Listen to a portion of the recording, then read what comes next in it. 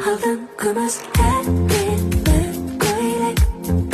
сұлу қызға тек осы керек алмастырып кезек жүрсең болды еркелеп неге қыздар жайлы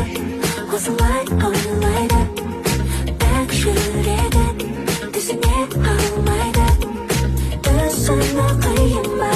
махаббат жеңіл ойын ба уақытша ғана